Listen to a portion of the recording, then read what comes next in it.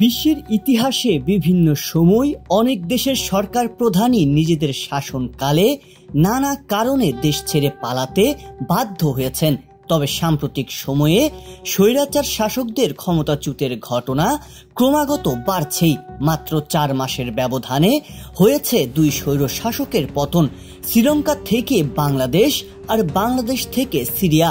দীর্ঘ সময় ক্ষমতার মসনদের থেকেও জনগণের স্বাভাবিক জীবনযাপনকে বিষিয়ে তোলার অভিযোগে একে একে পতন হয়েছে এসব দেশের স্বৈর শাসকদের। তবে বাংলাদেশের সাবেক প্রধানমন্ত্রী শেখ হাসিনার ক্ষমতাচ্যুতের ঘটনার সাথে সিরিয়ার স্বৈর শাসক বাশার আল আসাদের পতন ও দেশত্যাগের ঘটনায় রয়েছে বেশ মিল।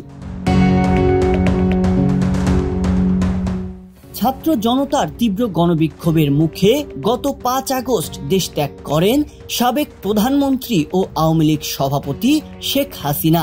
তার দেশ ত্যাগের আগের দিন মার্চ টু ঢাকা গণভবন ঘেরাও কর্মসূচি ঘোষণা করে আন্দোলনকারীরা।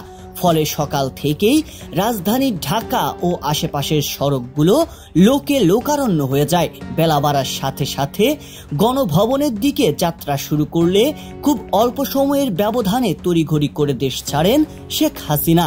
প্রথমে হেলিকপ্টারে করে বিমানবন্দর, সেখান থেকে বিমান বাহিনীর বিশেষ বিমানে করে ভারত যাত্রা। যাত্রাপথে বন্ধ রাখা হয়েছিল বিমানের রাডার। ঠিক একইভাবে বিদ্রোহী যোদ্ধা ও জনসাধারণের তীব্র আক্রমণের মুখে বিমানে করে প্রাণ নিয়ে দামেস্ক ছেড়ে পালিয়ে যান সিরিয়ার সাবেক প্রেসিডেন্ট বাশার আল আসাদ।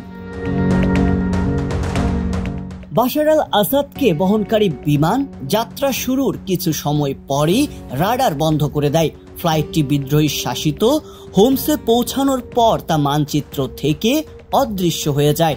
মূলত বিদ্রোহীদের চোখের আড়ালে দেশ ছাড়তেই বন্ধ করা হয় রাডার। শেখ হাসিনা ক্ষমতাচ্যুতের পর বিমান নিয়ে আশ্রয় নিয়েছিলেন প্রতিবেশী দেশ ভারতে, আর বাশার আল আসাদ ইতিমধ্যে পৌঁছেছেন তার অন্যতম মিত্র বন্ধু দেশ রাশিয়ায়। তবে এসবের বাইরেও সিরিয়ার ক্ষমতার পালা বদলে বাংলাদেশে হয়ে যাওয়া অভ্যুত্থানের মিল পাওয়া গেছে অনেক কিছুরই। আলাদা সময় আর আলাদা দেশ হওয়া সত্ত্বেও ক্ষমতাচ্যুতের ঘটনায় দিন শেষে মিলেছে একই সূত্রে।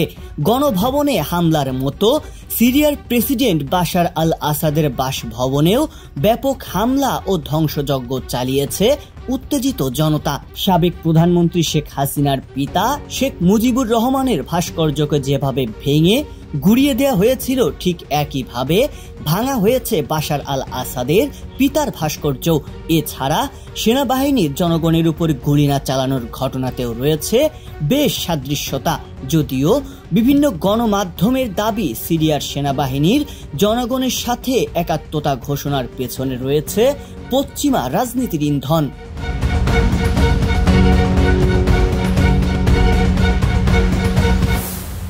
সংবাদ, ফিচার ও অনুষ্ঠানের জন্য ভিজিট করুন সংবাদ প্রকাশের ওয়েবসাইট এবং যুক্ত থাকুন ফেসবুক পেজ ও ইউটিউব চ্যানেলের সঙ্গে।